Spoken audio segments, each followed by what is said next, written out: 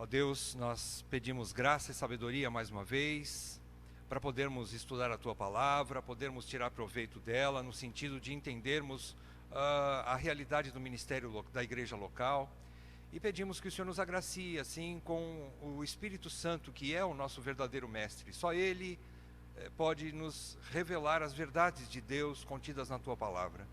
E só Ele pode nos ajudar a aplicar essas verdades em nossas vidas e no dia a dia da igreja. É isso que nós pedimos, Senhor, que o Teu Espírito Santo nos guie, para que assim tenhamos um ministério coeso, um ministério bíblico e um ministério levantado segundo o Teu coração, para a Tua glória e para o bem da igreja, para que a igreja cresça em sabedoria e também em número. É o que nós desejamos e é o que Te pedimos, em nome de Jesus. Amém, Pai. Amém. Irmãos, como a gente anunciou então a semana passada, nós vamos falar hoje sobre a instituição dos presbíteros. Nós não vamos entrar em todas as qualificações ainda, é muita coisa, como eu falei, a gente vai ter que ir devagar, mas a gente vai poder já extrair algumas, porque não é só em 1 Timóteo 3 e em Tito 1 que nós encontramos as qualificações de diáconos, dos diáconos e dos presbíteros, mas existem várias passagens, e especialmente hoje nós vamos trabalhar bastante o livro de Atos dos Apóstolos, que fala muito sobre a liderança eclesiástica, né, a liderança da igreja local em funcionamento. Então dali a gente vai tirar alguma coisa, já algumas qualificações, algumas atividades dos presbíteros hoje, sobre presbíteros, né? Tá ali, ó, tá bem na capa, né? Instituição dos presbíteros. Então hoje nós vamos falar sobre presbíteros, mais sobre presbíteros, né? Minha esposa pediu para reforçar bem isso. Então, tá, a gente vai falar sobre presbíteros. E uma outra coisa também importante, o irmão Breno, quando terminou a semana passada, aliás, eu gostaria de lembrar que os irmãos podem fazer perguntas ao longo, né, da exposição, porque assim, às vezes a gente esquece, chega no fim, a gente já não lembra mais o que tinha de dúvida, ou o que tinha de acréscimo para fazer naquilo que eu estou falando, né, vocês podem acrescentar alguma coisa, ou questionar se tiver alguma coisa errada, enfim. Vamos fazendo isso ao longo da exposição. Aí a gente já poupa tempo, quando terminar, se tiver mais alguma outra pergunta, é menos, não é? Aí a gente vai já resolvendo assim. O que eu estava falando sobre o irmão Breno, quando nós estudamos sobre diáconos na semana passada, foi interessante que naquele capítulo 6 de Atos, aqueles 7 homens, vocês se lembram qual era o problema da igreja que foi levantado naquele exato momento da igreja em Jerusalém? Qual era a controvérsia? Eram que as viúvas dos judeus helenistas estavam passando necessidades. Helenistas eram uma categoria de judeus um pouco diferente dos judeus hebreus, porque os hebreus tinham é como se tivesse o rei na barriga, né? Parece que só eles eram os originais, os verdadeiros. Então, os judeus helenistas, eles eram mais voltados aos gentios, ou alguma coisa que não era bem encaixada segundo os critérios judaicos dos hebreus. Então elas ficaram meio esquecidas, e o que é que aconteceu então? Foram levantados 7 homens, né, para serem diáconos, os primeiros diáconos da igreja, a gente pode dizer isso, né? A primeira igreja lá em Jerusalém foi a primeira igreja cristã, foi em Jerusalém. Ali estavam os primeiros presbíteros. Quem eram os primeiros presbíteros? Os 12 apóstolos, ainda nem tinha Paulo. E foram levantados os 7 diáconos para auxiliar os 12 presbíteros, que eram os 12 apóstolos. Então esses 7 diáconos, e uma lembrança muito importante do Breno, é que esses 7 diáconos que foram escolhidos pela igreja, não pelos apóstolos, foi escolhido pela comunidade toda. Eles eram judeus helenistas. Eles eram da mesma categoria, da mesma família, por assim dizer, das viúvas pobres. Olha que coisa, o Espírito Santo conduziu nesse sentido. Levantaram para não ficar somente aquela coisa, bom, é lógico, os 12 apóstolos são hebreus, vai dar preferência para as viúvas deles, e não vai dar preferência para as nossas. Mas aí levantaram os 7 diáconos, absolutamente os 7 eram helenistas, que iam então, né, para não dizer, equilibrou a balança então, né, para não dizer que pesou mais para um lado do que para o outro. Espírito Santo de Deus, maravilhoso. Sabia que a igreja faz isso porque o Espírito guia a igreja para escolher da maneira com que Deus quer, não é? E isso é muito bom. A gente entra num descanso quanto a isso, né? Isso é muito interessante. Bom, vamos falar então sobre a instituição dos presbíteros hoje, não é? Em primeiro lugar, eu gostaria de dizer para vocês que os presbíteros do Novo Testamento são os sucessores dos apóstolos. Os presbíteros do Novo Testamento, eles são os sucessores. Depois desses 12 apóstolos e mais Paulo, que é o 13º apóstolo, não existiu mais apóstolo. Já falei bastante sobre isso, acho que já está bem claro para vocês, não é? Se tiver mais alguma dúvida, você pergunta. Mas hoje não existe mais apóstolo, como não existia já no livro de Atos, como não existiu após a morte de João, que foi o último apóstolo que morreu. Não é? Ele foi o que durou mais, ele morreu de morte natural na ilha de Patmos. Não é? Eu não sei se ele chegou a sair de lá, mas eu acredito que não. Mas ele morreu, o último apóstolo, que ele não foi martirizado, ele morreu de morte natural. Os outros foram todos martirizados. Né? Então, somente esses 13 tinham as categorias bíblicas para serem apóstolos. Os outros, hoje em dia não tem mais apóstolo. Se alguém se intitula apóstolo, é falso. Podem ter isso no coração, tá? É falso. Então, os presbíteros assumiram o lugar dos apóstolos, que esses apóstolos, por sua vez, foram os sucessores dos profetas do Antigo Testamento. Lembram dos profetas? Eram a boca de Deus. Eles que falavam, Deus falava com o povo de Israel através dos profetas. E a era dos profetas, segundo Jesus diz, ou João fala, que os profetas vieram até João. E a partir daí começou então a ser anunciado o reino de Deus, não é? Através que não era mais pelos profetas. Ah, mas não tem profeta no Novo Testamento? Não, naquela categoria de um vidente que recebia direto orientação de Deus, não tem mais. Profeta hoje para a igreja não é aquele que adivinha coisas, que, eu vou trazer uma revelação nova para você. Não existe mais isso. Profeta hoje na igreja é aquele que fala a palavra de Deus. Profetizar hoje não é contar o futuro para você. Você não precisa disso. Se você quiser, vai e compra uma revista de horóscopo. Mas não existe mais isso para a igreja. Na igreja, a profecia é pregação da palavra de Deus. É aquele que fala a palavra de Deus, que ensina, não é? Que profetiza, porque o profeta é a boca de Deus. É a boca de Deus. Então tá, os apóstolos ficaram no lugar dos profetas do Antigo Testamento, os apóstolos foram substituídos pelos presbíteros. Vamos agora ver algumas observações aqui. Eu quero um favor da igreja. Eu gostaria que vocês abrissem os textos e cada um após o outro vai falando para nós. Eu não vou abrir minha Bíblia, você abre a sua. Então, você vai ler rapidamente, porque são muitos textos, senão a gente só vai sair daqui meio-dia. Então, para você, se você quer almoçar cedo, você me ajuda a procurar rapidamente os textos e ler para nós em voz alta, tá? Por favor. Se você tem a voz muito baixinha, quer um microfone aí, os diáconos vão arrumar para você. Mas leia alto para que todos nós ouçamos, tá bom? Então leiam, vamos ver, primeiro texto, Atos 21, 17 e 18. Leiam para mim, por favor. Atos 21, versículos 17 e versículos 18.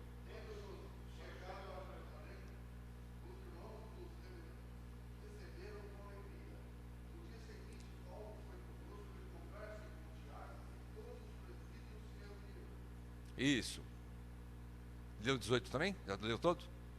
17 e 18, né? Isso. O que estava acontecendo nesse contexto? Estava acontecendo o seguinte, eles tinham que resolver uma questão, porque Paulo chegou em Jerusalém, mas muitos crentes, muitos se converteram, judeus se converteram ao cristianismo, e dizem que foram dezenas de centenas, ou muita gente dos judeus se converteram. Mas eles estavam ainda andando no cristianismo, e também no judaísmo, no sentido de obedecer leis. Aí os apóstolos que receberam Paulo e viram a situação que estava a igreja, que ainda estava um pouco mista, mas havia uma certa confusão, porque a notícia que eles receberam a respeito de Paulo era que Paulo era o inimigo da lei judaica.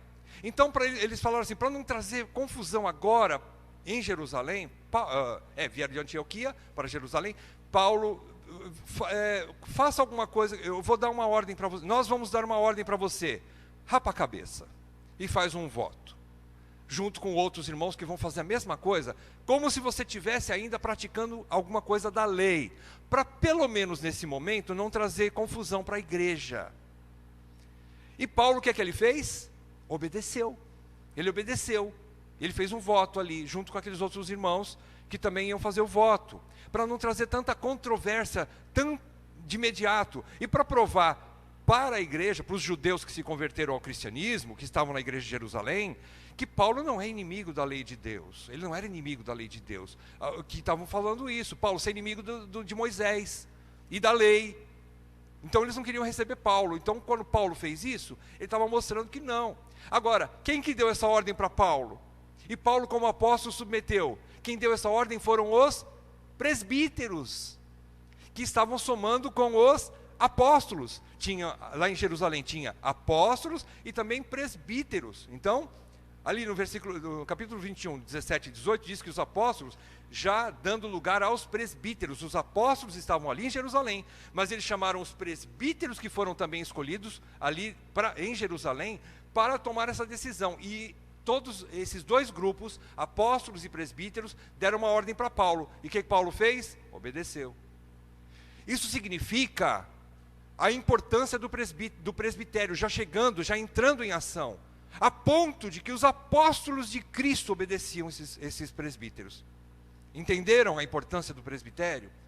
E como que os apóstolos estavam quase saindo de cena, para entrar os presbíteros em cena, para fazer a mesma função, exceto que os apóstolos receberam revelações especiais sobre Cristo e sobre a igreja, e escreveram as cartas.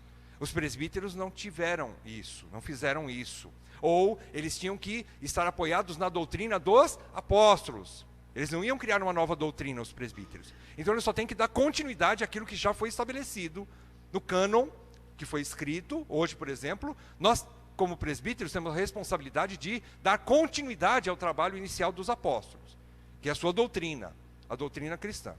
Então Paulo se submete a eles. Agora, veja Pedro. Pedro também era presbítero. Veja 1 Pedro 1 e 1 Pedro 5. É 1 Pedro 1, 1 e o segundo texto, 1 Pedro 5, 1. Rapidamente. Quem achou? Aqui.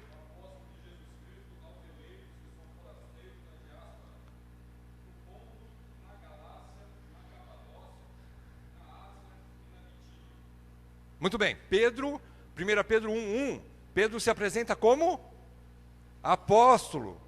5:1, o que é que diz?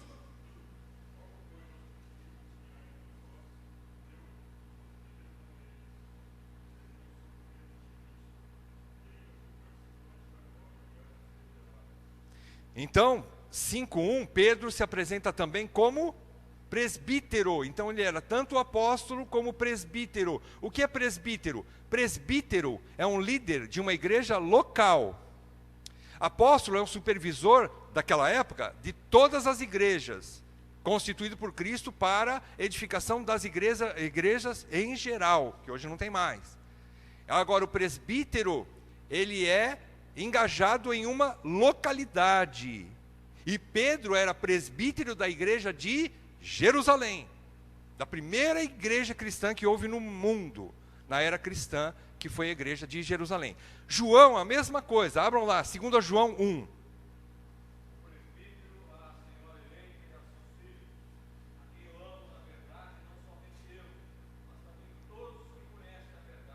Isso, agora 3 João 1.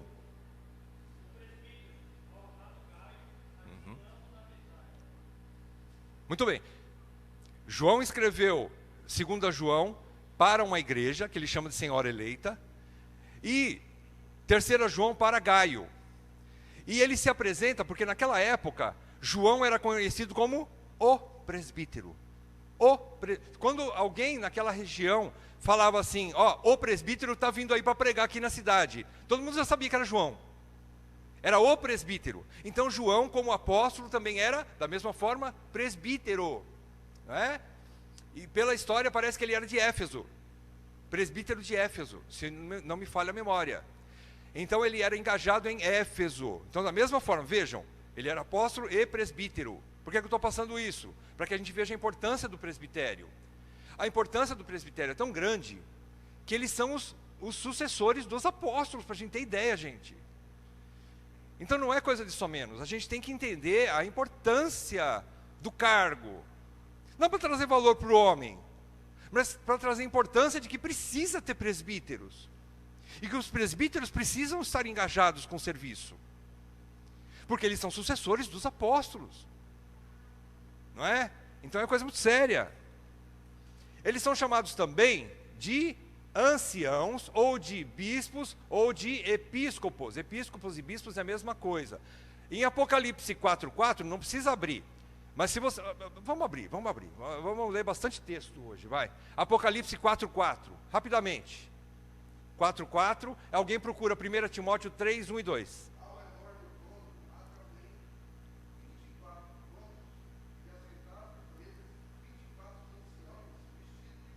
Isso. Muito bem. Aí, 4:4 fala dos anciãos, ou anciões, ou anciães também, não tem problema. Os três são sinônimos, não está errado. Nem anciães, nem anciões e nem anciãos. Agora, no Brasil usa mais o termo ancião. Portugal usa mais anciões, não é? Mas os três são corretos no português. O que significa os anciãos? São sênior, significa a categoria sênior, que são os mais velhos, os mais experientes, que têm experiência de vida. Experiência de vida, quer dizer, não é uma categoria de homens ainda sujeitos à infantilidade espiritual e até como homem normal, na sua vida secular, não é? Então ele não é neófito, neófito é a palavra bíblica, né? Então ele precisa ser o mínimo experiente para ser um presbítero. Então eles são anciãos, que também o termo é anciãos lá do Velho Testamento, já vem desde o Velho Testamento. Os líderes espirituais de Israel eram os mais velhos do bando, né? Do povo, para poder ensinar os mais novos. Então eles tinham experiência de vida e maturidade espiritual e sabedoria. Eles deveriam ter isso aqui, para aconselhamento correto. Ele tem que ter experiência de vida. Experiência de vida não significa que ele acertou sempre na sua vida, mas significa que ele aprendeu com os erros também. Que muitas vezes ele sofreu dano, que ele apanhou para aprender, mas depois que ele aprendeu, agora ele não teve mais oportunidade de fazer de novo, porém ele já sabe o caminho certo. E ele ensina o caminho certo para o seu irmão mais novo. Isso chama-se experiência, maturidade.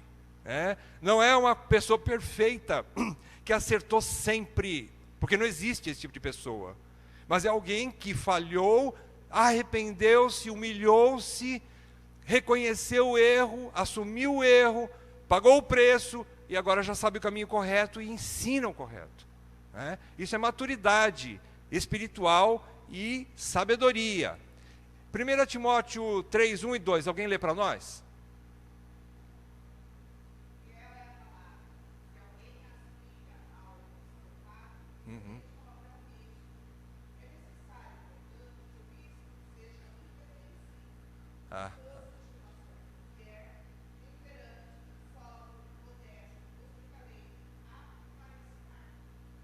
É até o 2? Isso, até o 2 foi, né? Ótimo, então, vocês perceberam, no versículo 1, Paulo fala, se alguém deseja o episcopado, episcopos, né? E no versículo 2, convém que o bispo seja tal.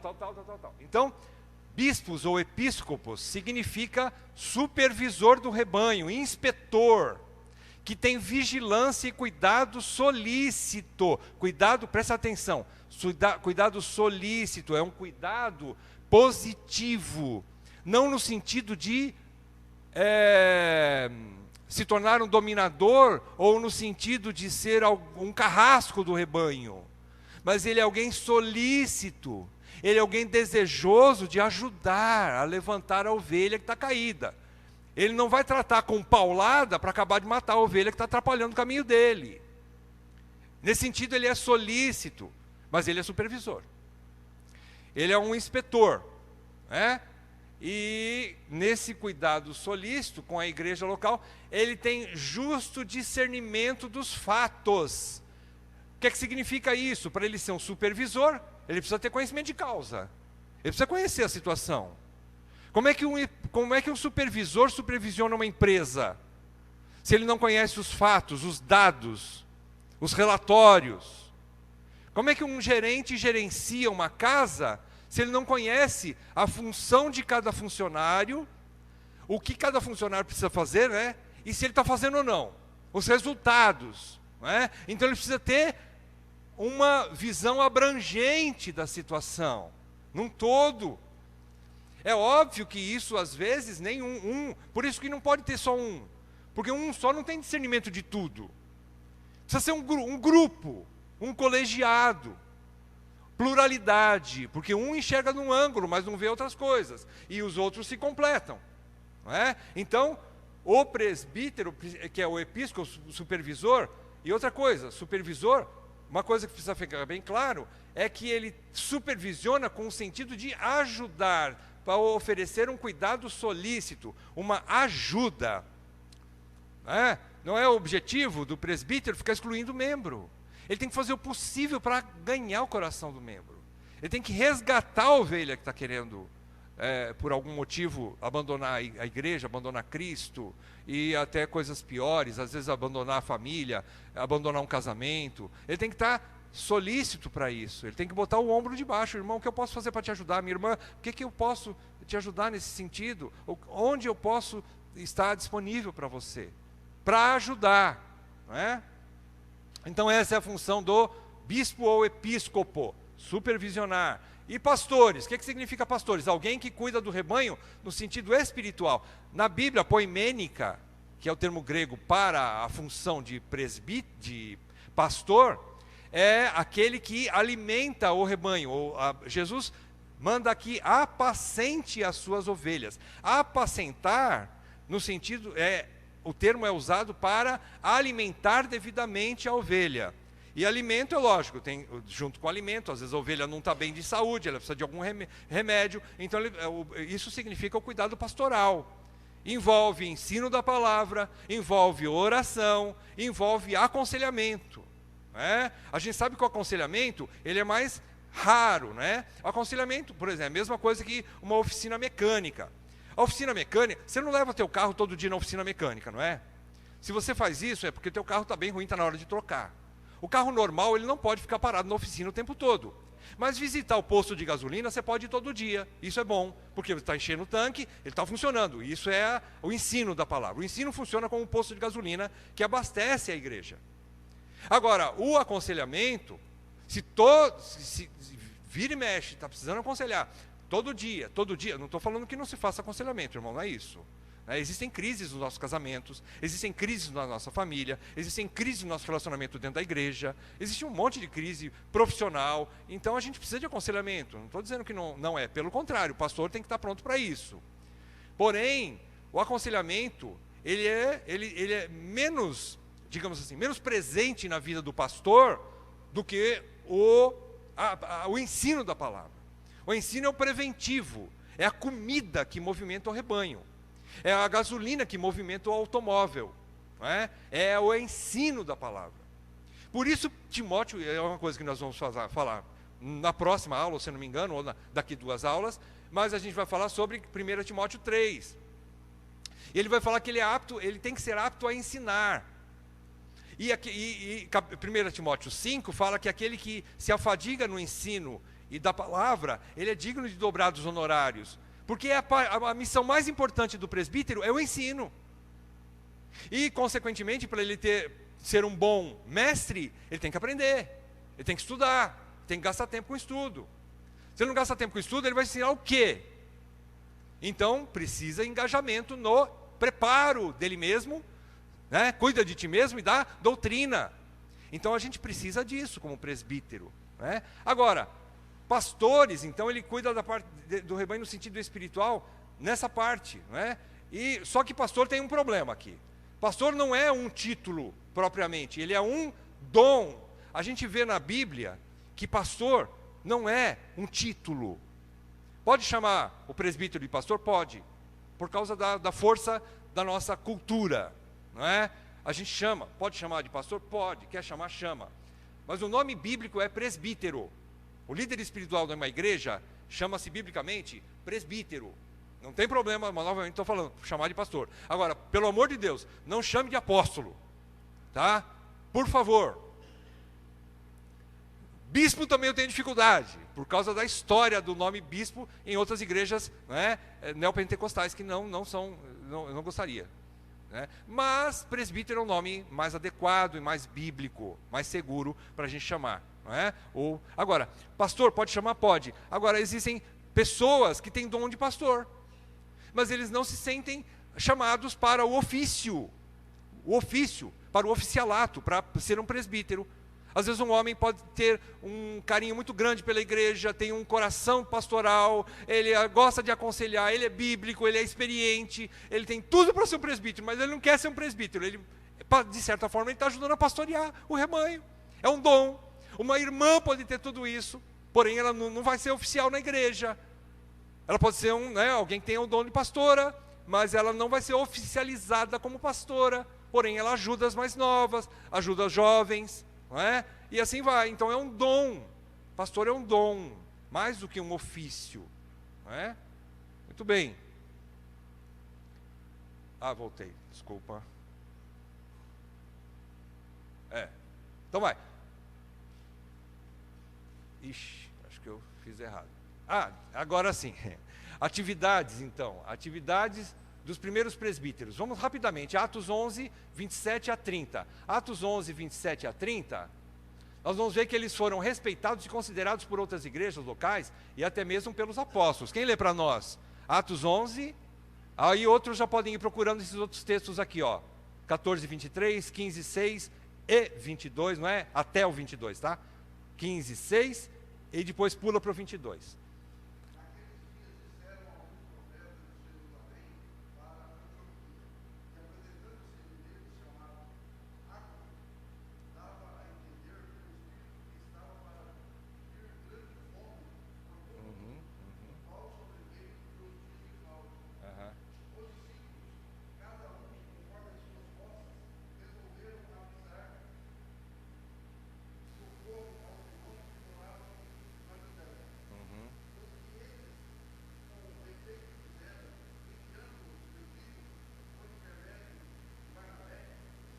Isso. O que estava acontecendo nesse contexto? Aconteceu o seguinte, eles estavam em Antioquia, e a igreja de Antioquia era uma igreja relativamente mais abastada do que a de Jerusalém, da Judéia. A igreja da Judéia, por causa dessa fome que estava chegando, eles já estavam em situação difícil, mas aí estava chegando ainda mais uma fome, que de fato aconteceu nesse tempo de Cláudio. E por causa dessa fome, os irmãos de Antioquia, que tinham mais condições financeiras, a igreja, veja bem, foram os discípulos, a igreja resolveu fazer uma vaquinha. Juntar dinheiro, juntar recursos, juntar comida, enfim, algumas coisas para enviar para a igreja da Judéia, que estava na Judéia. E aí então, eles fizeram isso, mas quem que coordenou tudo isso? Não foi Paulo e Barnabé. Paulo e Barnabé aí funcionaram, sabe como? Como um office boy. Desculpe o termo simples e vulgar até. Mas eles foram simplesmente os garotos que carregaram as ofertas e levaram para a Judéia. Mas quem coordenou isso foram os presbíteros de Antioquia. Eles receberam as ofertas dos discípulos da igreja, passaram para os presbíteros então enviaram eles, Paulo e Barnabé, para a Judéia para levar esse mantimento, esse dinheiro, essa ajuda para os irmãos necessitados. Então, os presbíteros eram respeitados, considerados por outras igrejas locais, até mesmo pelos apóstolos. Os apóstolos se submeteram muitas vezes aos presbíteros de igrejas locais, naquela época, como aqui. Atos 14, 23, quem pode ler para a gente?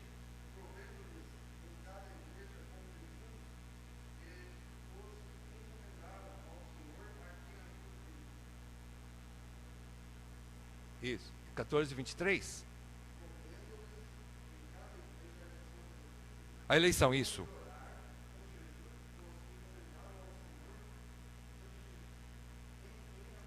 Isso, então eles estavam promovendo eleições. Qual era a forma da escolha, então? A escolha era de forma eleitoral, era democrática. Quem escolhia era a própria igreja, a igreja escolhia. Eles eram eleitos dentro do próprio rebanho, são ovelhas da casa. Ovelhas da casa não significa que eles foram batizados ali. Podem ser que eles estavam ali, mas não foram batizados, vieram de outra igreja, foram transferidos para lá, e aí eles acabaram se juntando àquela igreja local. Mas eles já tinham caminhado com aquela igreja. Então eles promoveram essa escolha. Vejam que o método eleitoral é bíblico. A gente precisa entender isso. E quando há uma eleição, onde toda a igreja participa, dentro dos critérios determinados pela própria igreja, nossa igreja, por exemplo, determinou alguns critérios. Como é que um presbítero pode ser eleito? Ele pode ser eleito assim, assim, assado. Se ele tiver tantos votos assim, assim, assim. Dentro desses critérios. Então a igreja concorda? Passa para a igreja. A membresia vai examinar aqueles critérios, vai devolver para o presbitério atual, que é o que vai ser reeleito ou não, né? O presbitério então vai receber de volta da igreja, como toda a igreja abonando, concordamos. Então dá um prazo lá. Algum membro da igreja não concorda com algum item desse critério de escolha? Eu não concordo, eu acho que assim, assim, assim está errado. Então vamos examinar. Se a questão for justa, muda-se aquele critério. Se não for justa, então adota-se do jeito que está. Terminou, não tem mais contenda, a igreja toda aceitou, na maioria pelo menos, então ok, então vamos escolher os presbíteros dessa maneira. Quando acontecer então a eleição e já sair o resultado, entendemos que Deus encaminhou através da igreja a escolha desses presbíteros. E aí não se fala mais nisso. Escolhido uma vez, escolhido por 4 anos, não para sempre. Por 4 anos, né? Por 4 anos só. Então é isso que acontece. Né? Eles eram eleitos, perceberam, né? Uma forma eleitoral. 15, 6. Quem achou? 15, versículo 6.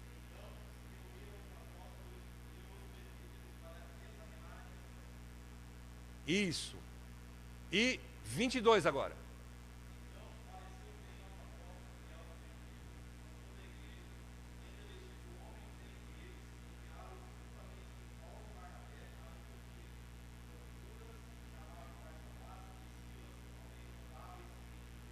Isso. O que estava acontecendo nessa situação?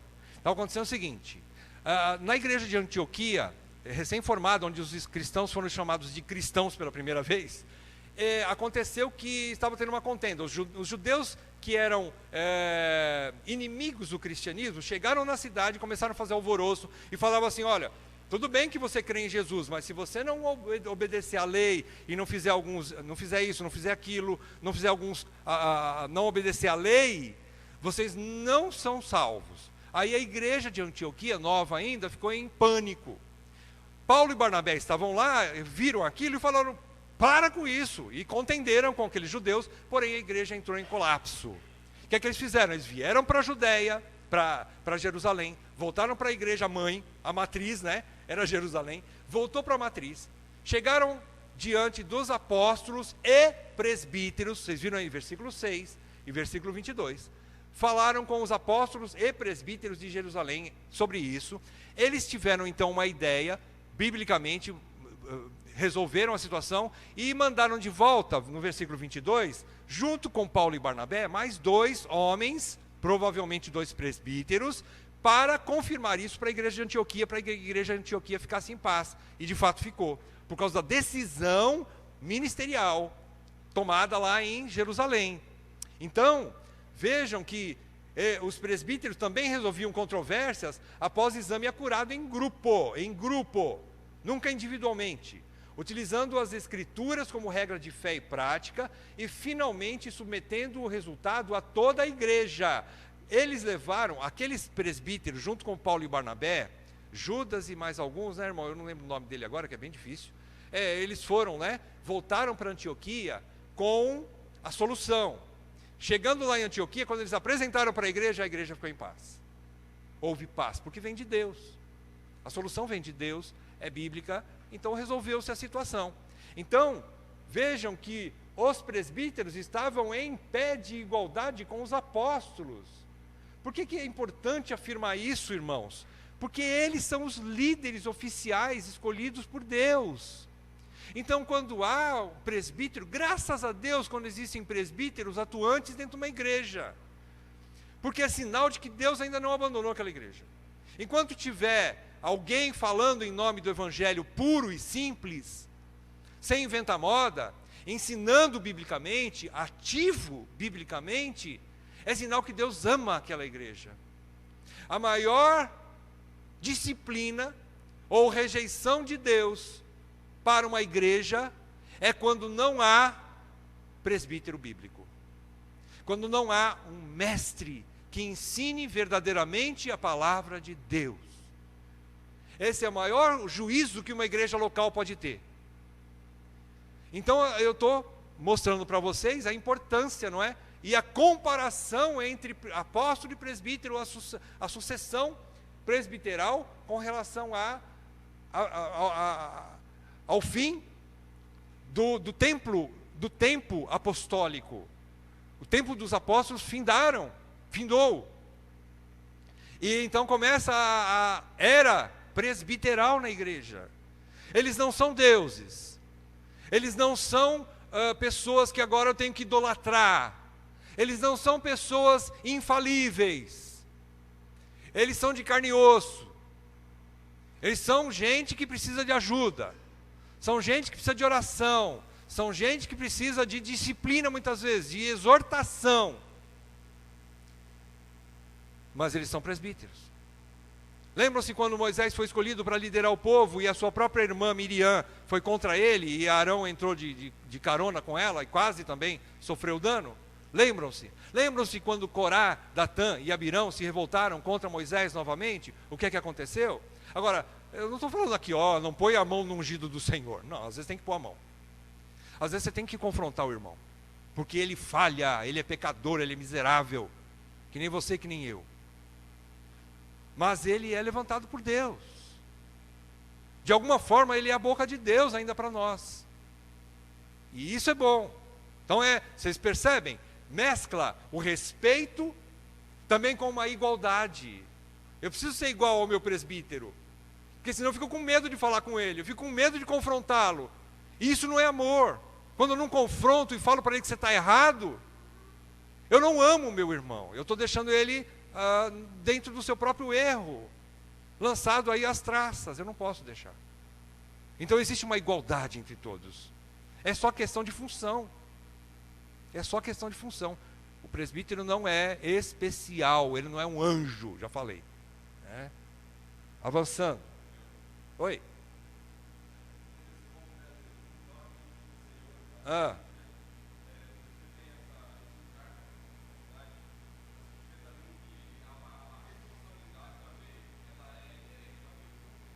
Sim.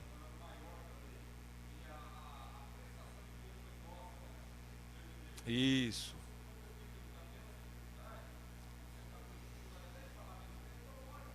Uhum. Que vai cuidar. Isso. Exatamente. Também. Justamente. César está falando da responsabilidade dobrada, né? É verdade, a palavra de Deus deixa bem claro. Todos os textos que Jesus fala, que existem na palavra de Deus, quanto a ser cobrado de forma dobrada, né? E tem outro texto que diz, a quem mais é dado, mais é cobrado. E Tiago fala, não ser de muitos de vós mestres, porque serão dignos ou sofrerão maior juízo. Tiago fala sobre isso. Exatamente está falando para os líderes. Exatamente falando para os presbíteros. Se você não quer ser cobrado de forma dobrada, então não se candidate a presbitério. Porque você tem que ser cobrado. Porque você tem que cumprir a missão. E você tem uma missão muito grande, porque você é o substituto dos apóstolos. Não é coisa pequena não, gente. Grande responsabilidade cai sobre nós. Não é? Pode falar, Danilo. Aham.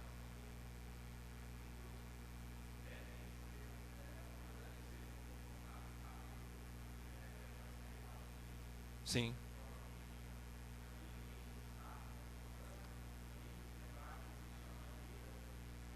Ah, sim, sim. É, claro. Aham. Isso. Uhum. Exatamente. Uhum.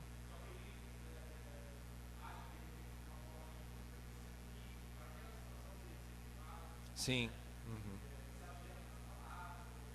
Sim. Aham. Exatamente. Isso. Muito bem lembrado. O que o Dan falou, que a questão de não deixar de confrontar, porém confrontar da maneira correta, no tempo correto, né? E isso é muito importante, né? Não podemos ter medo do meu presbítero. Ele é meu professor e eu preciso ajudá-lo, não é? Agora, tem a maneira, o tempo e o local correto de falar. Paulo, só um minutinho, Leandro. O Paulo ensina a Timóteo que se ele tiver que confrontar o mais velho, que faça como se for por um pai. Se ele tiver que confrontar para uma mais velha, às vezes uma mulher também está, né, fora dos princípios de Deus. Se tiver que confrontar uma mulher mais velha, que Timóteo faça como se fosse para a mãe dele. Então isso significa com respeito, né? Fazer com respeito. Leandro?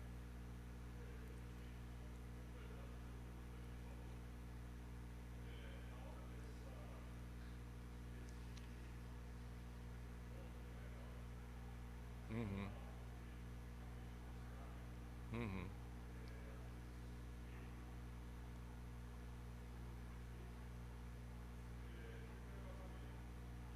Tem que ter embasamento bíblico.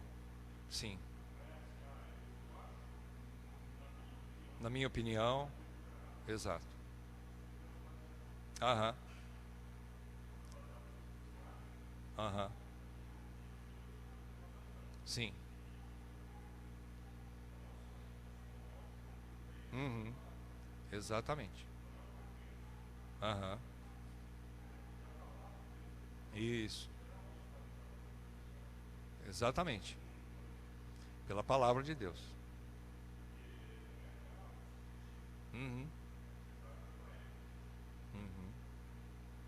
Exatamente. Uhum. Uhum. Uhum. Uhum. Sim, exatamente. O Leandro está falando então, exatamente, que não é pelo nosso achômetro, pela nossa, né, própria sabedoria, né, antibíblica, ou sem a Bíblia, ou antibíblica não, né, natural, que a gente vai confrontar um presbítero. E a mesma coisa o presbítero para com o membro. O presbítero só pode confrontar o membro se ele tiver razões ou base bíblica para confrontá-lo. É a mesma coisa. Assim também, o membro, para confrontar o presbítero, ele tem que ter base bíblica. Por que nós estamos fazendo esse curso aqui? Para que nós tenhamos base bíblica. Se eu tiver que ajudar o meu presbítero, confrontá-lo, nós vamos ter agora muita razão. Isso nos ajuda. Por isso que eu falo, igreja, participe. Todas essas aulas serão importantes. Nós vamos tentar extrair de muitos textos, por isso que eu disse que é muito material, para que a gente tenha a base bíblica para conhecer o nosso presbítero. Não para matar ele, mas para exortá-lo. Irmão, levanta. Irmão, é com você, Deus te chamou, então age. Né? Ser forte e age. Né? É assim. Agora, eu preciso ter base bíblica para isso. Né? E ajudá-lo. É isso aí. Muito bem. Então vamos avançar agora. Nós vamos ver agora. Agora está começando a aula, tá? Agora nós vamos começar a aula. Vamos lá. Orientações de Paulo. Aqui. Orientações de Paulo aos presbíteros de Éfeso. Abram aqui em capítulo 20. Nós vamos ler por trechinho, tá? Porque é bem comprido. Mas cada trecho tem uma verdade que a gente vai extrair. Cada trechinho tem uma verdade. Vamos lá. Versículos. Quem lê para nós? Capítulo 20 de Atos, 17 a 19. Alguém lê rapidamente para nós? 17, 18 e 19.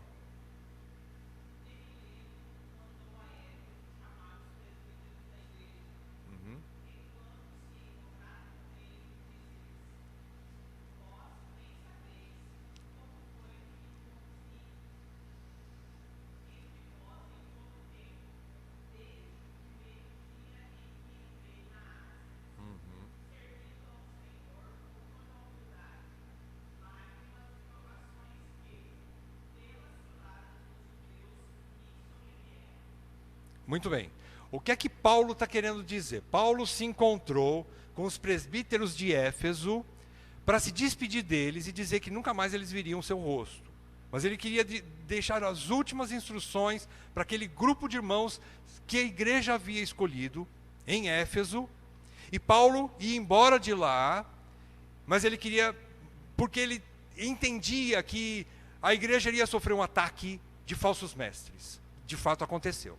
Então ele chamou aquele grupo de presbíteros e disse assim, nesses primeiros versículos, Paulo está se colocando como modelo de sofrimento. Perceberam que as palavras de Paulo, nesses 3 primeiros versículos, vocês perceberam?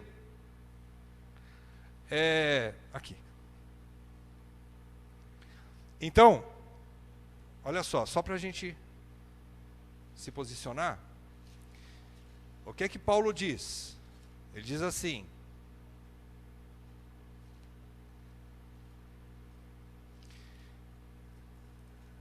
Atos, eu falei o que? Atos 20? É isso mesmo.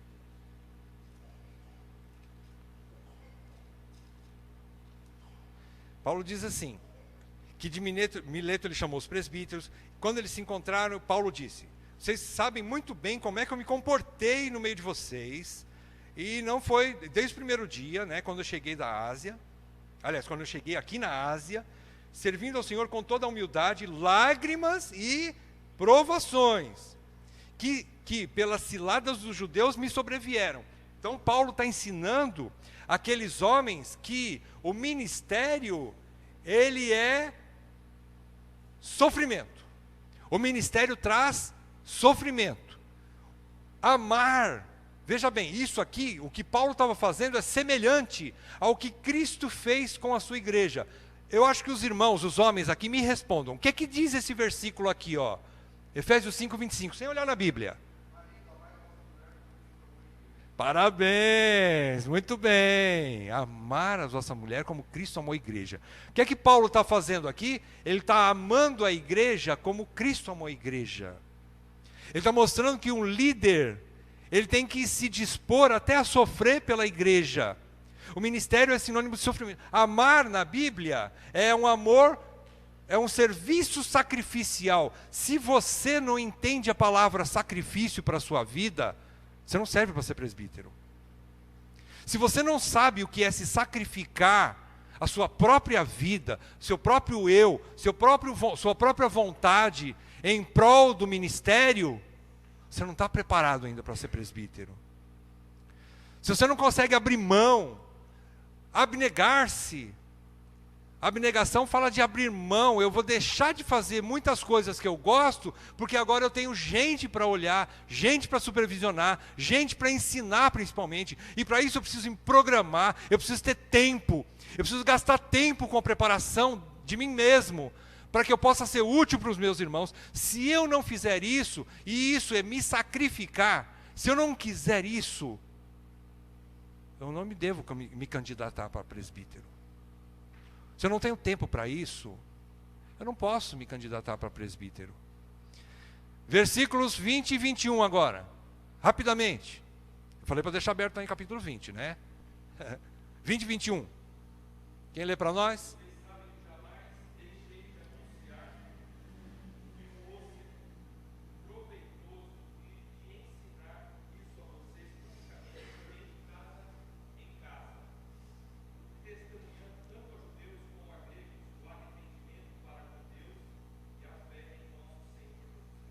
Muito bem, olha o que Paulo ensina para os presbíteros, nesses 2 versículos.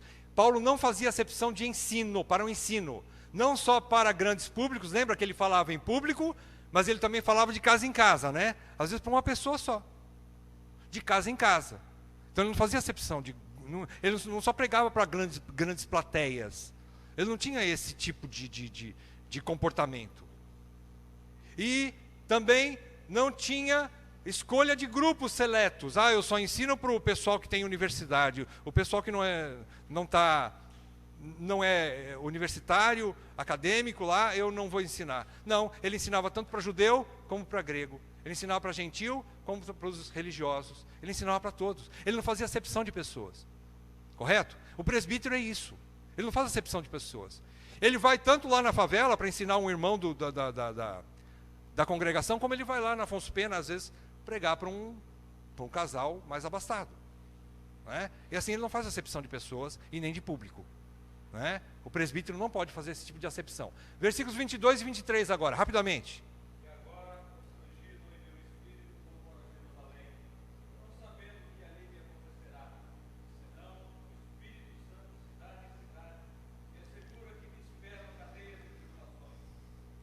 Muito bem, Paulo tinha convicção do seu chamado. A convicção de um chamado faz com que ele persevere no seu chamado. É somente uma convicção que vem de Deus que faz com que a gente continue, meu irmão. Ele estava constrangido, significa que ele estava impulsionado ou fortalecido, no seguinte, que ele tinha convicção de ir para Jerusalém, apesar de que o Espírito Santo já falou para ele, vai, mas você vai sofrer lá, vão te arrancar sangue lá, mas vai. O que Paulo fez? Foi. Ele estava preparado, não porque ele tinha capacidade natural, mas porque Deus o capacitou. E então ele foi. Então a segurança e convicção de um verdadeiro chamado divino, ele tinha isso, pois de uma outra forma ele não aguentaria as provações do ministério. Ele não aguentaria aquilo que o Espírito Santo falou para ele, você vai sofrer. Não foi isso que ele foi chamado de Paulo? Quando Ananias falou para ele, aliás, Jesus falou para Ananias, vai lá e batiza aquele homem. Mas, Senhor, ele é perseguidor da igreja, vai, eu vou te mostrar como ele é um vaso escolhido para sofrer pelo meu nome, para sofrer pelo Evangelho. Então, outra coisa, outra característica, precisa ter convicção. Convicção para abrir mão da sua própria vida. Convicção para sofrer. E quando vier chumbo grosso, você sabe que é normal. O presbítero sabe que é normal. Ele permanece. Ele tem que ser a âncora da igreja. Ele não pode se dizer assim, agora acabou tudo, estou indo embora, hein? Já estou indo em outras igrejas aí para ver se tem uma outra, porque agora não aguento mais aqui. Não, ele é o capitão do navio, ele é o último que sai. O capitão do navio é o último que sai do barco. Ele pode até morrer afogado, mas ele salva todo mundo. Se você não tem essa convicção, não adianta se candidatar para isso. O que mais? Falamos já o 22 e 23, né? 24 ao 27 agora. 24, 25, 26 e 27. O que é que diz aí? Lê para nós.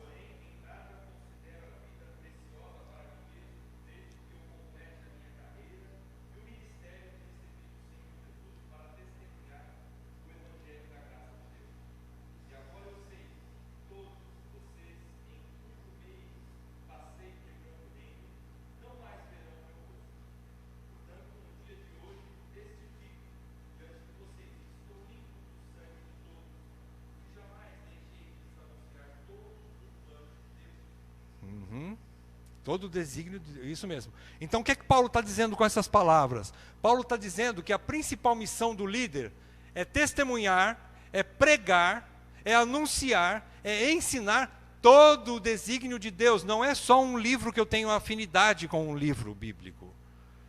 Eu gosto do livro de Salmos, mas eu não posso ficar ensinando para vocês só Salmos. Eu tenho que ensinar todo o desígnio de Deus. Eu tenho que pregar um livro após o outro. Um desafio para mim, irmãos, eu vou confessar para vocês, era pregar Romanos. É um desafio para mim. Era uma carta assim, por mais que a gente entende que ela é a base de toda a reforma, inclusive, ela salvou muitas igrejas e tem salvado até hoje, mas Romanos era um desafio para mim. Muitas coisas eu não compreendia daquilo. E foi bom pregar para vocês, porque eu preguei para mim primeiro. Está sendo bom. Eu estou aprendendo junto com vocês. Então eu tenho que aprender a fazer isso. O presbítero, então, ele tem que anunciar todo o desígnio de Deus. Tem que testemunhar com a própria vida. Aquilo que ele prega, ele vive. É um testemunho vivo. E aí ele anuncia também e ensina. Né? E isso é segurança para o rebanho, ou a segurança do rebanho. O que é segurança do rebanho? É ter conhecimento da palavra de Deus. Então ele está dizendo também, quando ele diz assim, porém em nada considero a vida. A vida de quem aqui? A vida dele. A vida do Paulo. Paulo está falando assim, eu não considero a minha vida preciosa para mim mesmo, contanto que complete a minha carreira e o ministério que recebi do Senhor Jesus. Então ele está dizendo que o ministério, olha a palavra de Paulo, ele está dizendo que o ministério é, o que esse sinal significa? Maior. O ministério é maior que a própria vida dele. Pode falar, irmã Elô. Aham. Sim. Aham.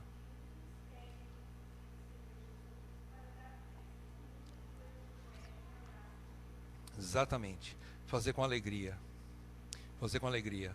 Não considera a vida maior que o ministério. Você já pensou uma coisa dessa? Isso significa então que a gente está sujeito a abrir mão de muita coisa por causa do Evangelho. Nós somos chamados para pregar o Evangelho, irmãos. Irmãos, a nossa função vai ser levar vidas para o céu.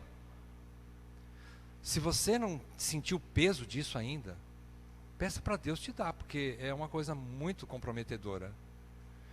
A nossa missão, irmãos, somos os ovelhas de frente, como nós chamamos, né? Que são aqueles que vivem o Evangelho, que pregam bem o Evangelho, porque nós sabemos que nós vamos puxar fila.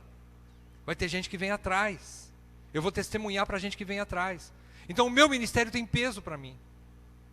E muitas vezes eu vou achar um ministério que eu vou precisar entender que o ministério é mais importante que a minha própria vida, porque é um chamado de Jesus. Se Jesus me chamou, eu preciso dizer sim. Ele é Senhor, eu não tenho direito de dizer não. Agora, se eu fui chamado, eu preciso honrá-lo com a minha própria vida. Com a minha própria vida. Pode falar, Marcos. Sim. Uhum. Sim. Uhum. Uhum. Sim. Exatamente. A gente não consegue ainda ver isso, né?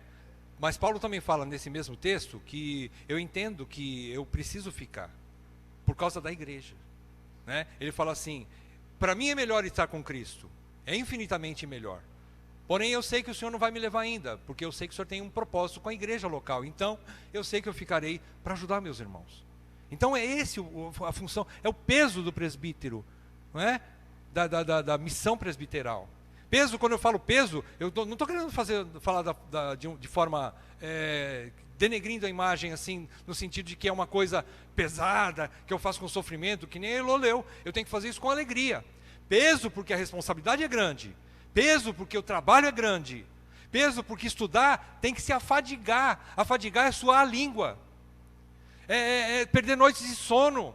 É ler muito, estudar muito, ter uma boa biblioteca, é se envolver com as coisas de Deus, para poder ter um mínimo de coisa boa para ensinar, para poder ter um sermão que possa realmente levantar a igreja, fortalecer a igreja, alimentar o rebanho. Então precisa de afadigar-se. Então, isso que eu falo que é peso, né? Que existe muita coisa para ser feita, né? Não é pouco. Então vamos lá, já lemos aqui? Muito bem, tá bom. 28 agora.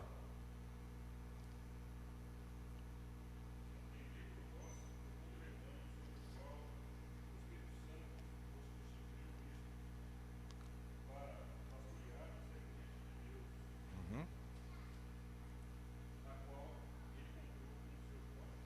Muito bem.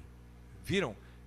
Quem chamou os presbíteros foi o Espírito Santo, ele que constituiu esses homens como bispos, para um objetivo de pastorear a igreja de Deus, né, a qual ele comprou com o seu próprio sangue. Então olha só, a responsabilidade do presbítero, ele está cuidando da noiva de Cristo, ele está cuidando daquela que Deus comprou com o seu próprio sangue. Esse Deus aqui é Jesus, né, é o Deus Filho, né, que ele deu sangue por causa da igreja. E nós, como amigos do noivo, nós temos que cuidar da noiva. É uma responsabilidade, não é? Então, versículo 28, a vida do líder como modelo. Veja que eles têm que cuidar de vós mesmos, semelhante ao que Paulo fala para Timóteo. Cuida de ti mesmo e da doutrina, cuida de você. Por quê? Porque a vida do presbítero, a caminhada do presbítero, o dia a dia do presbítero, lá em casa, lá no trabalho, lá no comércio, no relacionamento dele com o governo local, no relacionamento dele com a igreja, a vida do presbítero dá respaldo ao seu ministério, porque senão o que ele ensina, o que ele aconselha, fica sem respaldo se ele não cuidar de si mesmo, se ele não for um homem santo, um homem justo, um homem comprometido com as Escrituras, buscando cumprir os princípios de Deus, colocar em prática primeiro dentro da sua casa. Por isso que uma das qualificações do presbítero, que a gente vai ver lá em 1 Timóteo 3, é que ele cuide bem, governe bem a sua própria casa.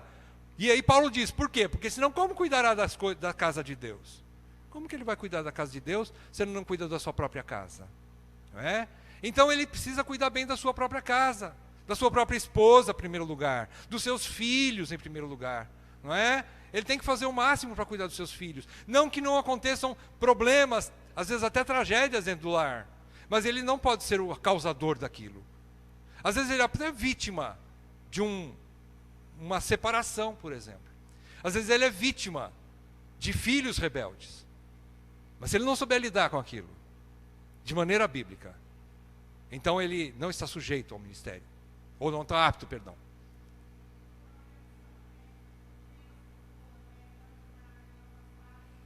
Uhum.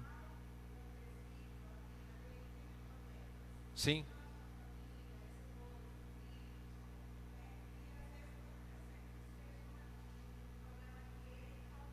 Uhum.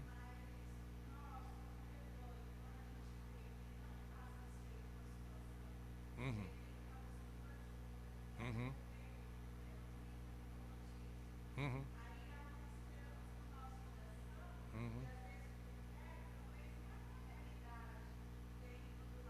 Uhum. Uhum. Uhum.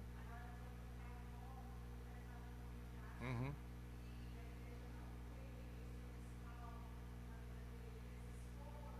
Uhum. É. A, a igreja, irmãos, ela não é constituída de bebezinhos. Nós não somos mais bobos, né? A igreja, ela tem discernimento. A igreja está sendo ministrada para crescer. E quanto mais ela cresce, mais ela discerne. E quanto mais ela discerne, mais ela me cobra. Porque eu preciso crescer junto com a igreja. Eu preciso me desenvolver. A igreja sabe quem é quem. Então isso que a Raiane falou é uma realidade. O que nós vamos fazer então? Vamos ajudar. Chega num ponto que não tem mais como ajudar. Então existe isso, como a gente falou no começo, existem controvérsias na igreja? Existe. E existem controvérsias também no ministério.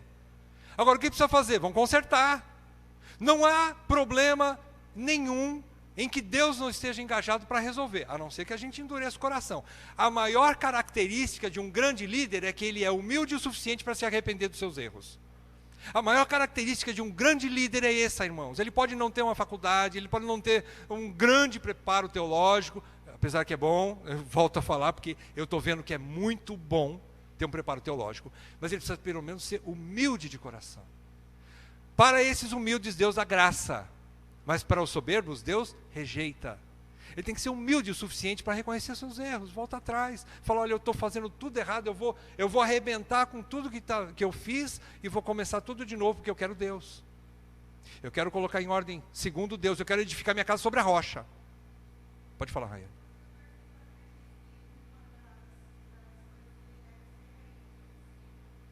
Irrepreensível. É. Irrepreensível, exatamente. Exatamente. Irrepreensível é aquele que não tem repreensão, que a gente viu lá no Salmo 19 também, que irrepreensível significa aquele que não se deixa envolver pela soberba. A pessoa torna-se repreensível quando ele é soberbo, ou não se deixa mais repreender. Quando não se deixa mais repreender e não quer mais ouvir o conselho, é porque a pessoa já endureceu o coração num tanto, e aí já não tem mais jeito. É quase que já não tem mais conserto. Difícil. Quando ele é soberbo, né, arrogante e orgulhoso o suficiente para dizer, vocês estão tudo errado, eu não. Então ele não aceita mais ensino. Sabe aquele rei tolo, como é que diz lá em Provérbios? Que não se deixa repreender, né? Exatamente. Então esse aí é pior que o jovem. O jovem às vezes é sábio, porque o jovem se deixa repreender e aprende. Agora o mais velho às vezes endurece. Isso não é bom.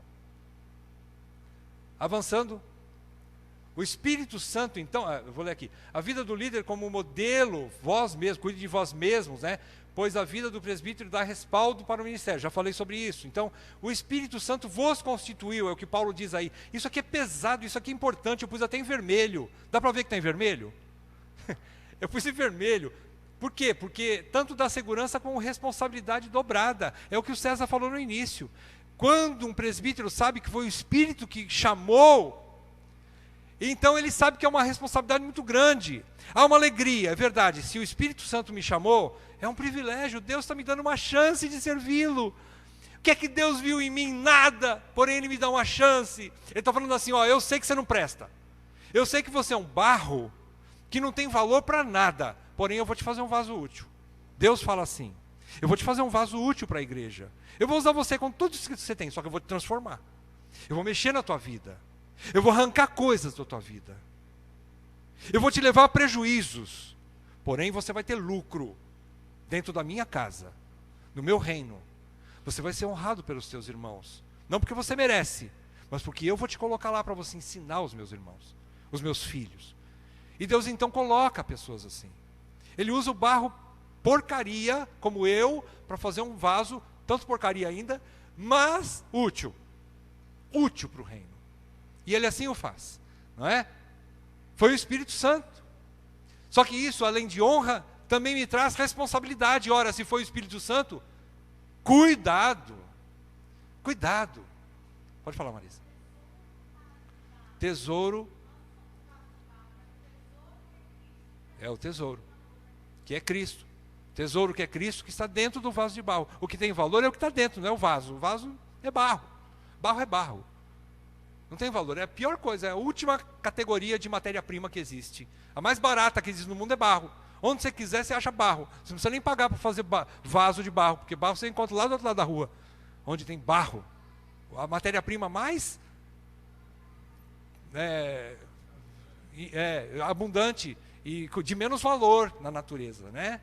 É o barro. Então, é isso. 29 e 30 agora, quem lê para nós?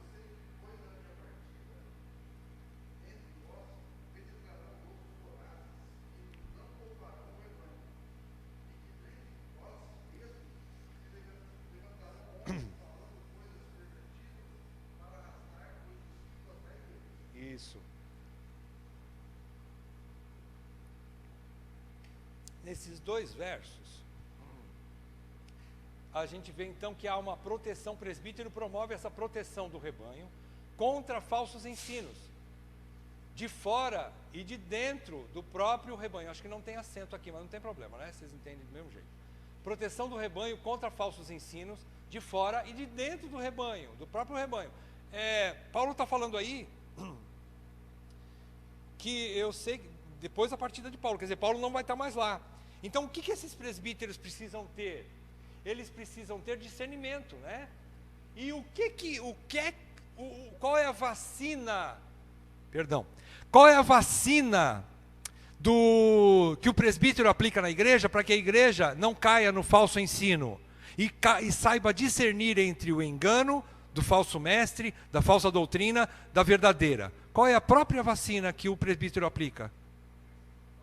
Compreensão, pregação, ensino. Ele ensina. Não é? Aquela historinha, né, bem básica. Como é que você conhece uma nota de senhão falsa? Quando você tem intimidade com a verdadeira. Você manipula bastante nota de 100. É difícil, né? Alguém manipula. Só se for um caixa de banco aí de supermercado, sei lá. Para manipular bastante nota de 100, acho que o Gilmar manipula lá algumas de vez em quando. Né? Lá tem, coitado, mas né, pouquíssimas são dele. Então, ele manipula. Aí o que é que acontece? Ele discerne, o toque discerne, às vezes até a textura do papel, e ele consegue discernir. Mesma coisa o ensino. Você prepara a igreja contra o falso ensino com o verdadeiro ensino. Você vacina ela contra o ensino antibíblico, né? O falso ensino. Isso é proteção do rebanho, que eu já falei lá em cima. A função de, está aqui, ó, testemunhar, pregar, anunciar e ensinar. É segurança para o rebanho, né? É segurança do rebanho. E aqui ele fala, por quê? Porque vai acontecer isso, irmãos. O presbítero precisa estar sempre alerta, porque isso pode acontecer de uma hora para outra. Às vezes você nem imagina. Às vezes o irmão está ouvindo coisas não muito boas, lógico, você não vai invadir a casa do irmão para isso.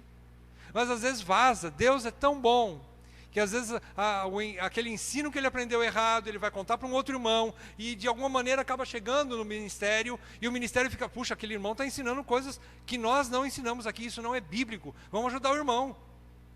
Deus é tão bom que ele faz isso. Ele faz isso. E o presbítero tem que ser intrépido, ele tem que ter coragem de chegar no irmão e falar, ó, irmão, esse caminho que você está entrando é perigoso, porque é antibíblico. Isso não dá para você continuar, é perigoso. Porque esse ensino é falso. Não é? Então ele tem que cuidar. Mas a melhor maneira de cuidar é preventiva. É ensinando a palavra, a verdade. Essa é a melhor maneira de prevenir, de proteger o rebanho. É ensinando a palavra. A corretiva acontece esporadicamente. Também tem que saber corrigir. Mas principalmente prevenir. É a melhor maneira. Prevenir. Com bom ensino. Bom ensino. Gastando tempo com ensino. Não é? Avançando agora para terminar. Versículos 31. Quem lê para nós?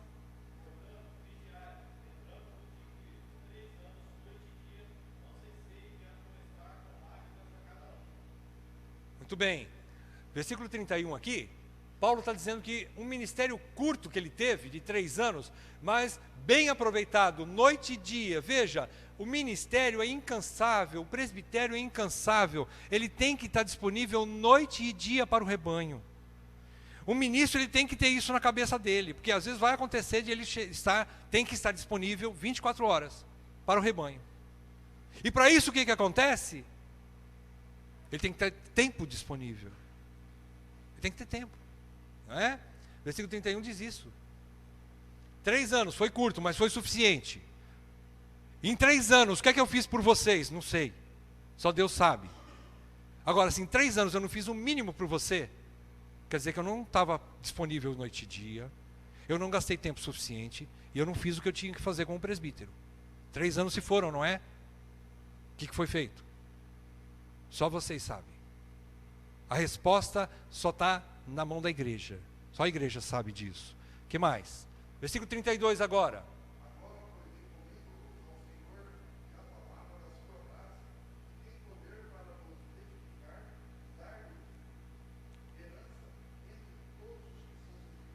Isso. Então, mais uma vez, um compromisso com a palavra, que é a única que edifica e protege o rebanho. De novo, vocês viram que Paulo focava no ensino. Paulo focava no ensino. Ele tinha convicção de que o ensino era a vida da igreja.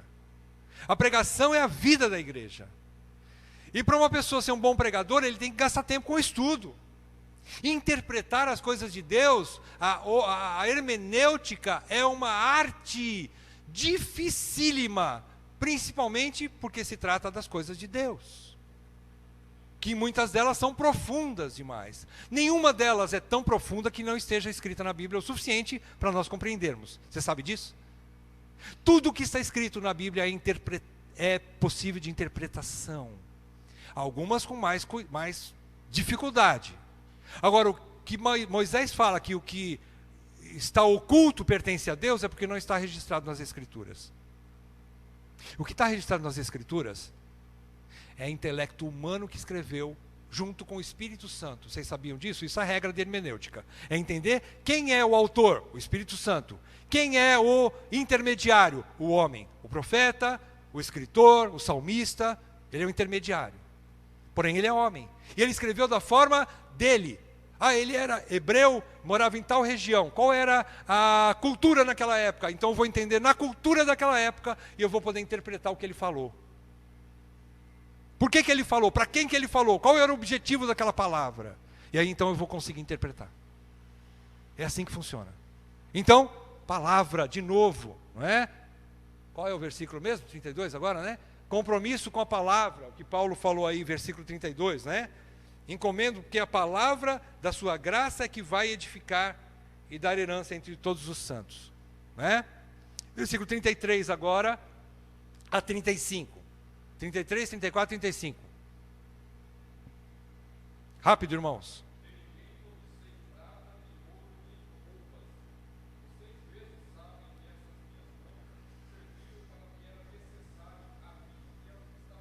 Sim.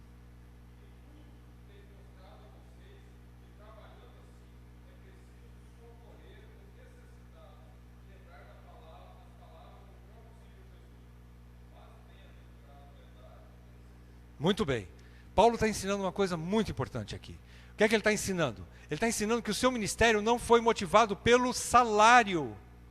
E ele ainda ensinou e deu exemplo de generosidade. Vocês viram o que ele fez aqui? Veja o versículo 34.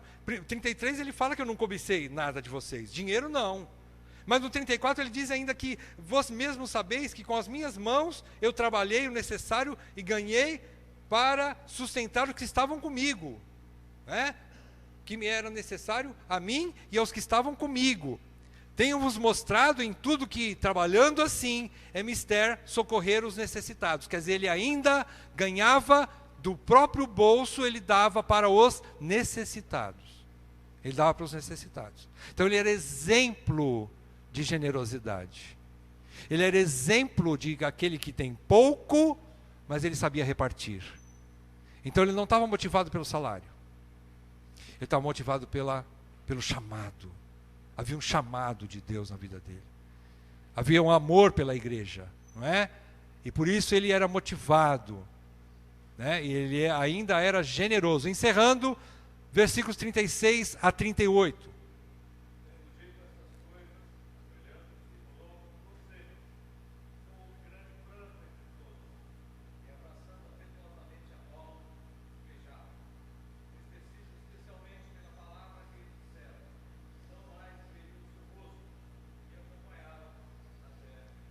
Olha o que aconteceu. Muito bem. O que é que aconteceu aqui? Havia um carinho muito grande de todos eles, presbíteros, por Paulo. Paulo está ensinando que ele era um cara carinhoso, ele era um cara duro. Ele ensinava verdades que doíam. Às vezes ouvir Paulo numa pregação dele talvez não era fácil. Eu acredito que não. Ele tinha que falar algumas verdades. Para pecadores sempre tem coisa que dói, porque precisa corrigir. Então Paulo falava coisas muito difíceis de ouvir. Porém ele tinha o carinho daqueles homens. Ele tinha o carinho daqueles presbíteros. Quando ele foi se despedir, eles chegaram a se ajoelhar e beijaram-se, choraram juntos, porque Paulo havia dito que ele nunca mais eles veriam o rosto de Paulo. E aquilo doeu no coração deles, porque eles amavam Paulo.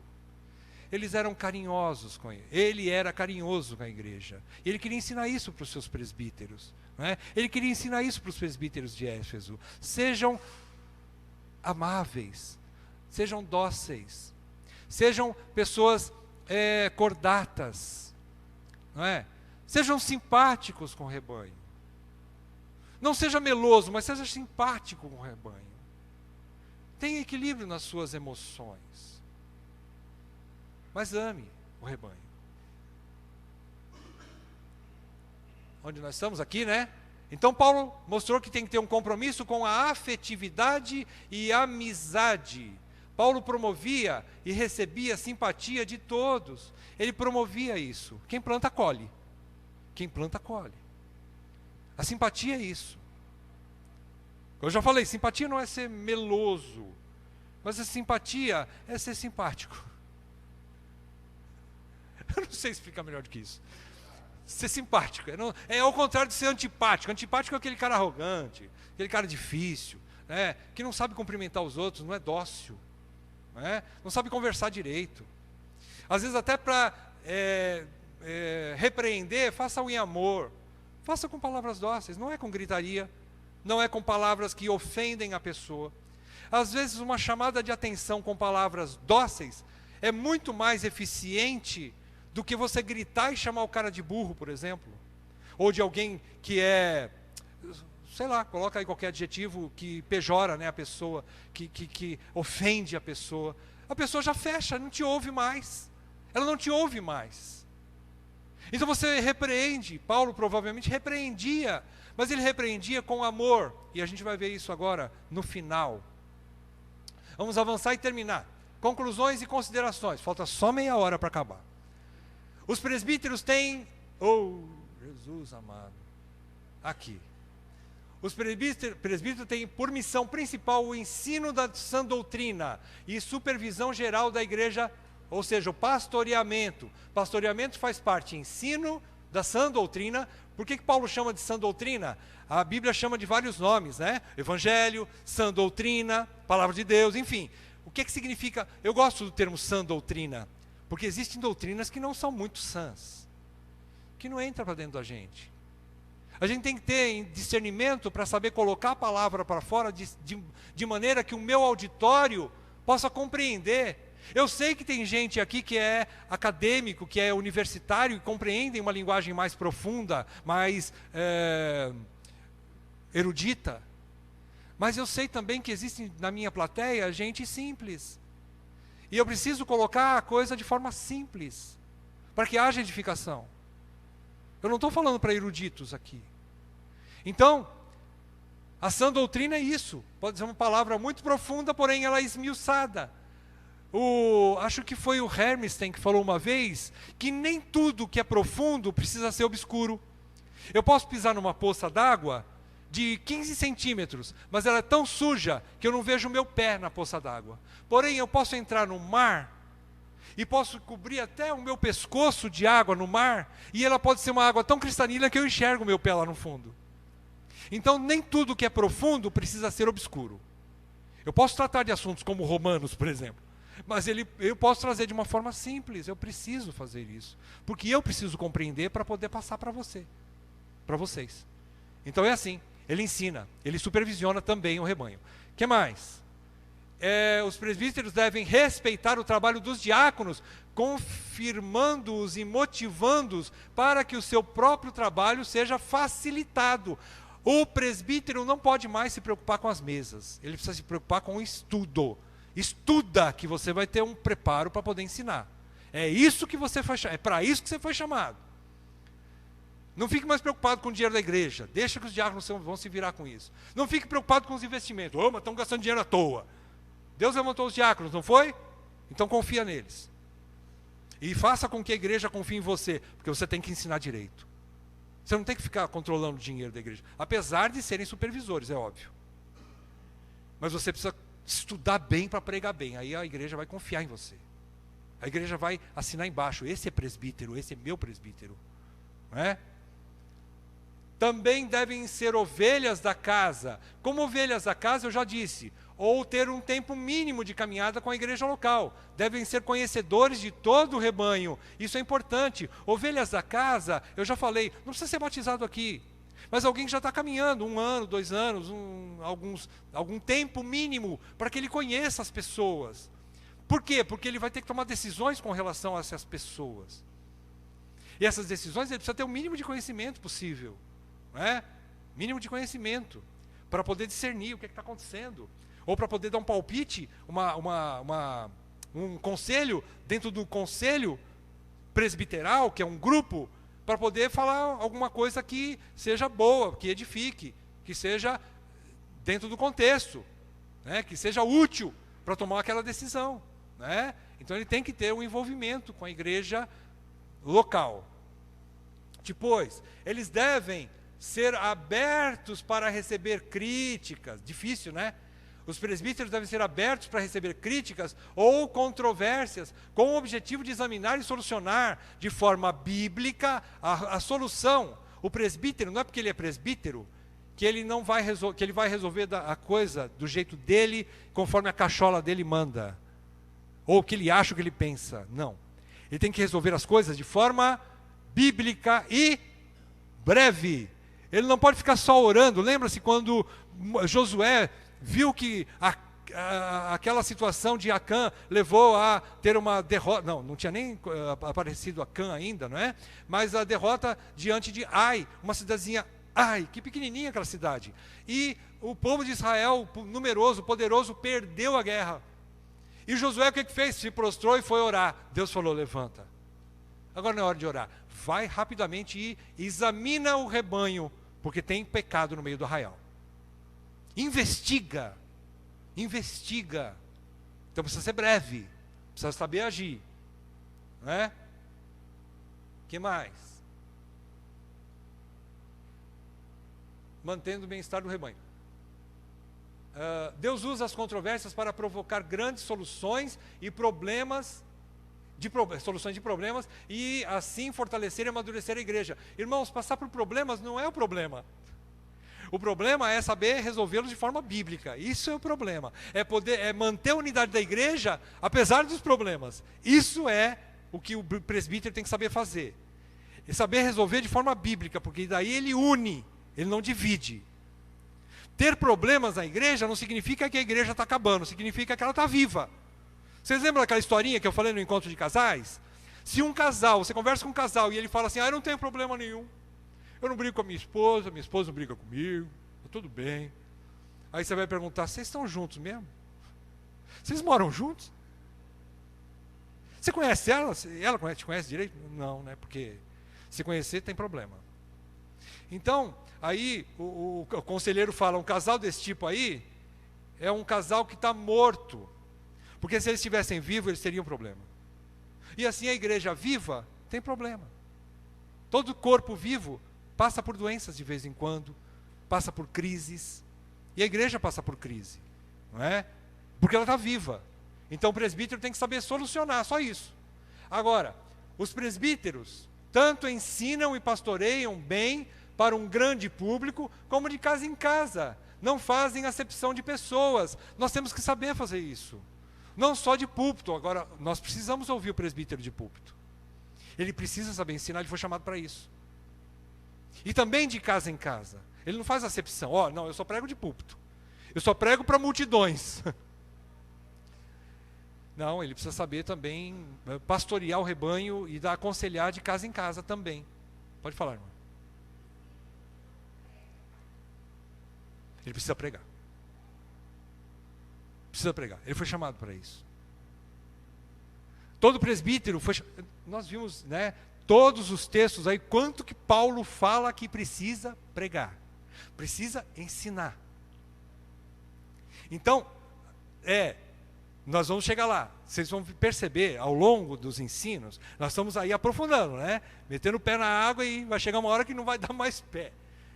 E a gente vai perceber que se não tiver o ensino, a pessoa não está apta. O primeiro chamado para o presbítero é ensinar. Apto, primeiramente, ser marido de uma só mulher, né? Pelo menos de cada vez. Estou brincando. Ele precisa ser marido de uma só mulher. Eu vou dizer uma coisa para você. Pode um presbítero que sofreu divórcio, pode ser presbítero? Qual é a visão que você tem? Eu vou dizer a minha. Pode. Sabe por quê? Porque muitas vezes o homem foi traído pela esposa, e a esposa o abandonou, e ele foi vítima. Quando ele é vítima e não provocou aquele tipo de divórcio, ele está limpo diante de Deus. Casou de novo, com uma irmã. E nessa situação, ele é apto para o presbitério. Porque ele não provocou, ele não foi o adúltero na situação. Ele não provocou a separação e o divórcio. Ele foi vítima. A Bíblia, a Confissão de Fé de Westminster, explica muito bem isso. Que a vítima, ela pode se casar de novo e ela é apta para qualquer serviço. Apta para qualquer serviço. Então o homem também se encaixa nisso. Qual foi a pergunta mesmo? Desculpa, irmãos. Eu não lembro mais onde é que eu estou. Sobre o ensino. Precisa ensinar. Precisa ensinar. Precisa aprender a ensinar. No mínimo, precisa. O que mais? Eu já falei isso aqui? Não. Já falei aqui, né? Tá. Avançando e terminando. Estou brincando, não está terminando não. Devem ser confirmados apenas os que têm convicção do chamado divino particular, para suportar com a graça de Deus os embates, as provações, as renúncias e as responsabilidades do ministério. Aquilo que Paulo fala, que Paulo ensinou como seu modelo particular, pessoal, ele ensinou, né? Eu sou motivado, eu sou constrangido para voltar lá para Jerusalém, eu sei que o Espírito Santo me falou que eu vou sofrer lá, mas eu estou apto para isso, eu estou preparado para isso, eu estou preparado para isso.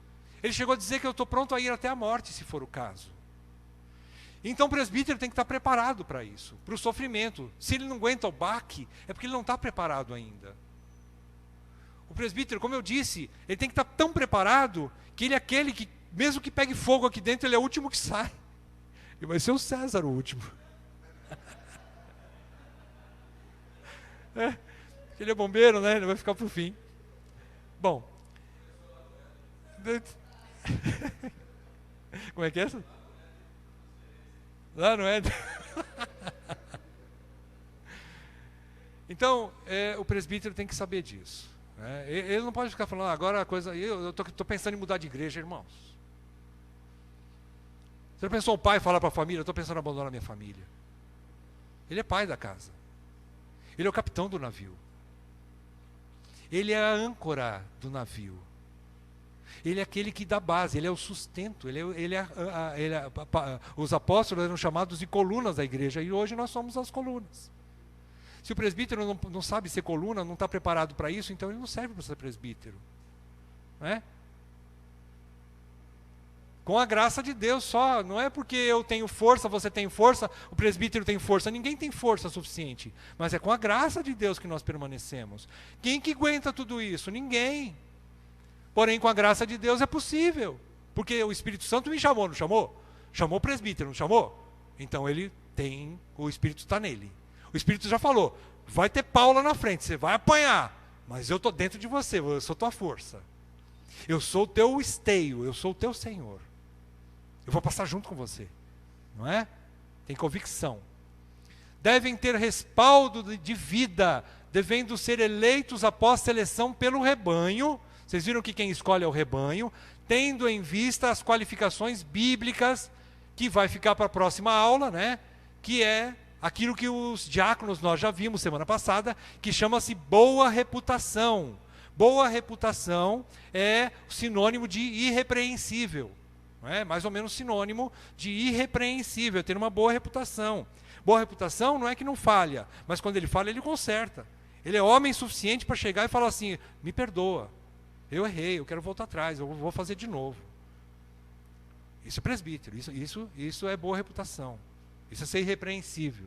Não é? E essas qualificações, então, a igreja precisa conhecer bastante, por isso que são várias aulas, para ela estar bem preparada, bem afiada para poder fazer a seleção, a escolha. O rebanho é que vai fazer essa escolha. E nós cremos que isso é de Deus. Deus vai usar o rebanho para escolher o próximo ministério. De novo, creio nisso. A igreja não é minha, não é tua, não é nossa. A igreja é de Cristo e Ele vai conduzir a igreja. Sobre a rocha. Ele já está sobre a rocha. Avançando.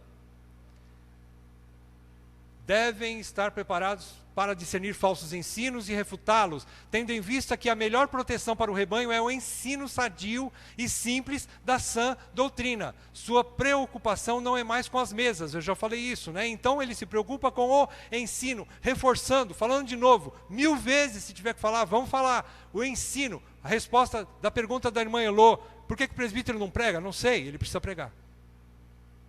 Ele precisa ensinar, ele precisa ser apto.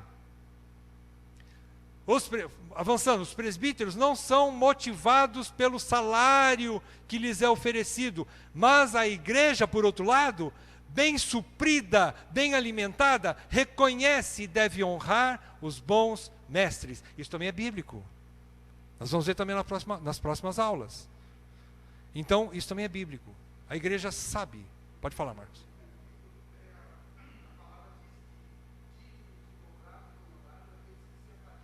Sim.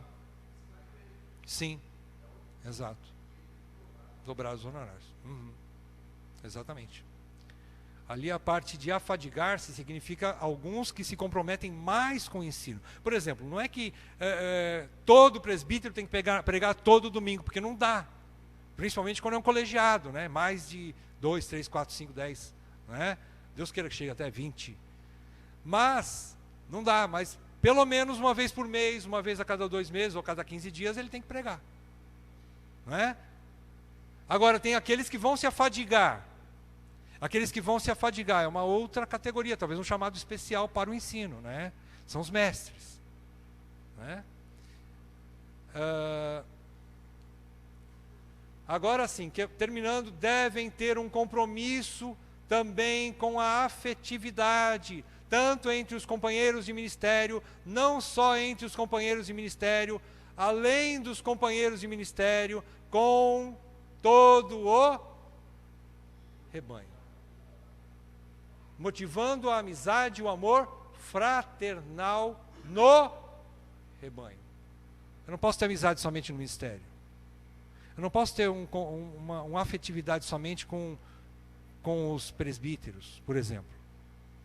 Eu não posso ter amizade somente com os presbíteros e diáconos, aqueles que estão companheiros de ministério, auxiliares de ministério. Eu tenho que ter amizade com todos, todo o rebanho. E com isso eu promovo a afetividade, eu promovo intimidade entre nós. Aquilo que edifica a igreja, né? De uma maneira gostosa, simpática, alegre, né? Motivadora. Né? Já pensou se os presbíteros aqui tivessem uma inimizade, um pé de guerra, ou então tivesse sempre cabeça baixa, sempre abatido, né? E sempre desmotivado? Como é que a igreja caminha? O que será do rebanho? Não é? Se o pai e a mãe da casa às vezes não tem estrutura e parece que todo dia tem encrenca dentro de casa, nunca está bom, só tem palavras de murmuração, de reclamação, e nunca dizer assim: filhos, olha que dia lindo. O presbítero chegar e falar: gente, eu sei que os problemas são grandes, mas olha para o futuro. Os sofrimentos do tempo presente não dá para se comparar com a glória que há de ser revelada em vós. Se ninguém falar isso de vez em quando, como que a igreja caminha? O mundo já é uma encrenca direto, 24 horas por dia, pauleira, é dificuldade, tudo desmotiva, não é? E ainda na igreja você chega aqui, não existe uma palavra motivadora ou um afeto entre irmãos. Eu vou terminar com esse versículo de Paulo. Vocês sabiam que quem escreveu 2 Coríntios foi? Paulo escreveu 2 Coríntios, por incrível que pareça. Ele escreveu esse versículo aqui, 2 Coríntios 12, 14, eu estou lendo na NVI. Agora estou pronto para visitá-los pela terceira vez, terceira vez, e não lhes serei um peso, porque o que desejo não são os seus bens, mas vocês mesmos. Além disso, os filhos não devem ajuntar riquezas para os pais, mas os pais para os filhos. O que é que Paulo quis dizer aqui? O que é que serve para nós como presbítero? O presbítero é o pai da casa, ele ama os seus filhos. Os membros da igreja têm que ser tidos para o presbítero como um filho. Ele tem que amar aquela casa onde ele congrega, onde ele é edificado, onde também é cuidado, e ele tem que ter esse coração paternal. Você trata como seu filho? Você trata bem, não é? Considerando que você é um pai normal. Tá? Considerando que você é um pai normal, você cuida bem do seu filho, dos seus filhos. Você faz de tudo, você sustenta os seus filhos. Você muitas vezes tira da boca para dar para o teu filho. Você muitas vezes deixa de comprar para você para comprar para o teu filho. E assim Paulo está dizendo: eu não quero os seus bens. E pelo contrário, não são vocês que têm que entesourar, em outra versão diz, não são vós que devem entesourar, os filhos devem entesourar os pais, mas os pais aos filhos. Vocês são tesouros da igreja, Paulo está dizendo para a igreja de Corinto. E isso tem que estar no coração do presbítero. A membresia é o meu tesouro, são meus filhos, e eu tenho que cuidar deles assim. Pode falar, Rodrigo.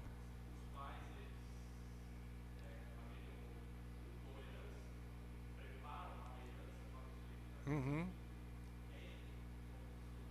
Sim.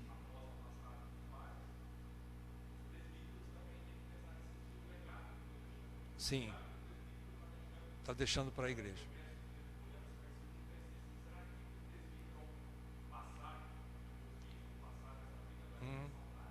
Uhum. Sim. É. Aham. Sim. Uhum. Uhum. É verdade. É verdade. Que legado que eu estou deixando, né? Que legado que um presbítero deixa para a igreja, não é? É um bom legado ou não muito bom, né? Então que Deus tenha misericórdia dos presbíteros que vêm por aí, viu? Porque... E tem mais coisa para aprender, tá? E semana que vem a sugestão é o seguinte: traga lanche, tá? Ó, quase 11 horas, né? Então, traga lanchinho aí para a gente fazer uma pausa, para depois continuar, porque eu sei que não está fácil. Mas tem muita coisa para aprender, irmãos. A igreja precisa ouvir essas coisas. É, né?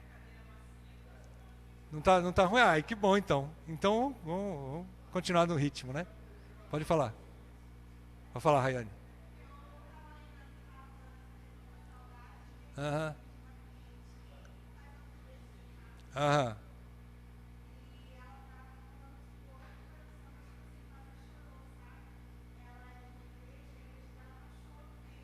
Uhum. Uhum. Uhum.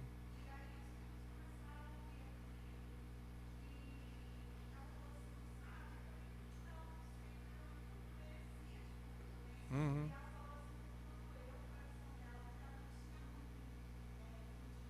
Uhum. Uhum.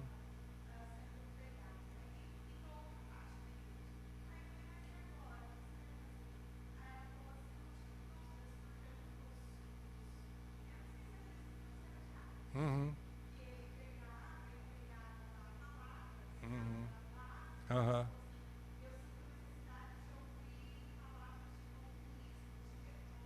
Uhum. Uhum.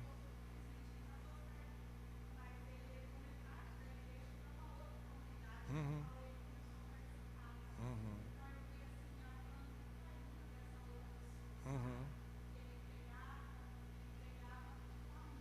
Uhum.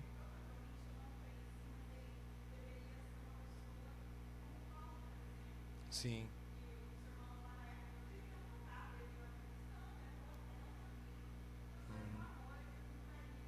Sim. Tinha afetividade, né? Tinha amizade. É. Isso. Uhum. Carinho. Uhum. Exato. Sim. Uhum. Exatamente. Então, isso acontece, infelizmente acontece muito, que nem a Rayane está falando, igrejas racham por causa do falso ensino, né?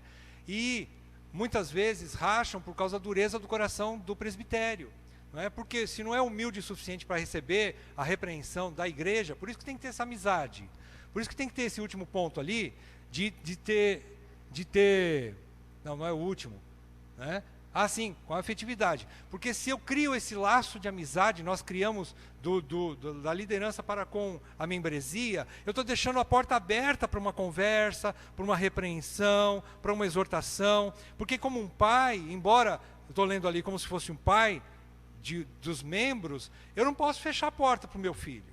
Pelo contrário, muitas vezes ele enxerga melhor do que eu. Eu já falei isso, muitas vezes, né, a juventude tem um discernimento. Agora, é lógico, muitas vezes não é do jeito que eu quero, como também, acho que o Leandro falou. Não é a repreensão sem ter base bíblica, mas muitas vezes tem. O líder precisa ser tem que ser a pessoa que tem a humildade, semelhante a Cristo, que se esvaziou, não é? Que foi humilde até morte e morte de cruz, e foi obediente, perdão, até morte e morte de cruz. Então nós temos que ser ovelhas humildes e obedientes como presbíteros para ensinar esse caminho para o rebanho, né? E quando acontece isso, o presbítero volta atrás, ele entende que ele está sendo antibíblico, ele se corrige e ele não racha a igreja. Muitas vezes acontece de rachar por causa disso, é de dureza de coração. É igual um divórcio. O que Jesus ensinou? Por que acontece divórcio? Em última análise, por causa da dureza dos vossos corações. Alguém não quis ceder, então se separaram. Alguém não quis dar o perdão, então se separaram. Às vezes não quis se arrepender. Às vezes uma pessoa, a esposa é vítima de adultério, mas o marido quer continuar no adultério. Ele endureceu o coração. O que ela tem que fazer? Ela tem que separar. Ela não vai ser conivente com aquilo. A culpa não é dela, mas a dureza do coração do marido fez com que ela se separasse. Dureza de coração, não é humilde. Né? Vamos orar e vamos almoçar? Ó Deus, te agradecemos, Senhor, pela tua palavra, te agradecemos pelas escrituras que não nos deixaram sem um rumo. Ela é a nossa bússola, e pedimos que essas verdades continuem ferventes em nossos corações, ministrando-nos, Senhor, para que possamos entender a importância do ministério e também a sua responsabilidade. E que assim, liderança e membresia estejam coesas, estejam unidas na unidade do teu Espírito, para juntas edificarem a igreja sobre a rocha. Senhor, ajuda-nos, Senhor, a continuarmos edificando o nosso pequeno rebanho. É o que eu te peço, no nome santo do nosso Senhor Jesus Cristo. Amém.